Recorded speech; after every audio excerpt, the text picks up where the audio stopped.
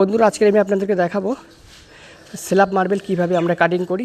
সর্বপ্রথমে আমরা রুমের মাপ নিয়ে নেই। রুমের মাপ অনুযায়ী কত ইঞ্চি মার্জিন করব, কত ইঞ্চি বর্ডার করব সেটা দেখে নেই। রুম বড় হলে মার্জিনের চওড়াটা আমরা বেশি করি।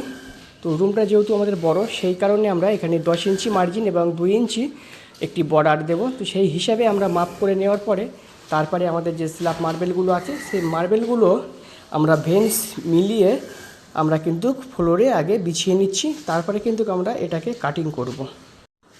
তো এই পাথরের পিছনে নাম্বার দেওয়া থাকে, সেই নাম্বার দেখে আপনারা পাথরগুলো পরপর বেছাতে পারেন, অথবা ভেন্স দেখেও আপনারা নাম্বারগুলো বেছাতে পারেন। অনেক সময় পাথরের গায়ে যে নাম্বারিং করা থাকে সেটা ভুল থাকে, এই কারণে ভেন্স দেখে মেলালে সবচেয়ে ভালো আপনারা পাথরটা মেলাতে পারবেন। তো দেখুন, আমরা এখানে প্রত্যেকটি পাথর মিলিয়ে রেখেছি, আর আমরা চেষ্টা করি প্রত্যেকটি পাথরের সঙ্গে প্রত্যেকটি ভেন্স মেলানো, তাতে যতটুকু সময় আমাদের যায় সেই সময় আমরা দিয়েই কিন্তু কাজটা করে থাকি। প্রত্যেকটি পাথর আমাদের মেলানো আছে, দেখতে পাচ্ছেন। তো এখানে আমাদের মোট 9 পিস পাথর বসবে, 6 পিস আমাদের অলরেডি মেলানো হয়ে গেছে। এবারে আরও 3 পিস আমরা এখানে বসিয়ে দেবো। বসিয়ে দিয়ে এটা সুন্দরভাবে জয়েন্ট কাটিং করব। জয়েন্ট কাটিং করার পরে ফাইনাল লুক আপনাদের অবশ্যই দেখাবো। তো আপনারা যারা মার্বেলের কাজ শিখতে চান তারা অবশ্যই আমার এই ছোট্ট ইউটিউব চ্যানেলটি সাবস্ক্রাইব করে দেবেন, পাশে থাকা বেল আইকনটি বাজিয়ে অল নোটিফিকেশন অন করে দেবেন। নতুন মিস্ত্রিদের জন্য কিছু গুরুত্বপূর্ণ টিপস। স্ল্যাব মার্বেল যখন আপনারা কাটিং করবেন, কাটিং করার আগে ইঁটগুলো ভালোভাবে দিয়ে নেবেন।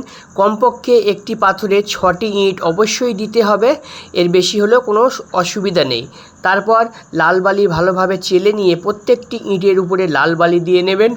সবচেয়ে গুরুত্বপূর্ণ এবং চ্যালেঞ্জের বিষয় হয়ে দাঁড়ায় নতুন মিস্ত্রিদের জন্য পাথরের ভেন্স চেনা। পাথরের ভেন্স চেনার জন্য সর্বপ্রথমে পাথরটাকে পানি দিয়ে দেখে নেবেন কেমন ভেন্স আছে।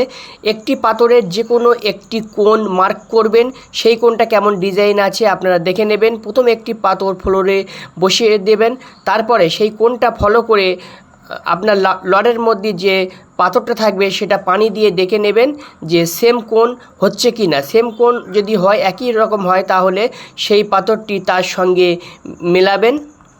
কারণ আপনি পাথরের ভেন্স যদি না চিনতে পারেন, আপনাকে বারবার পাথরটা তুলতে হবে এবং পাথরটাকে বিছাতে হবে। এই কারণে পাথরটা আগে থেকে পানি দিয়ে দেখে নেবেন ভেন্সটা কেমন আছে। তারপরে একটি পাথরের সঙ্গে আরেকটি পাথর বসিয়ে আপনারা ভেন্সটা সুন্দরভাবে মিলিয়ে নেবেন। আরও বিস্তারিত জানার জন্য পরবর্তী ভিডিও আসছে।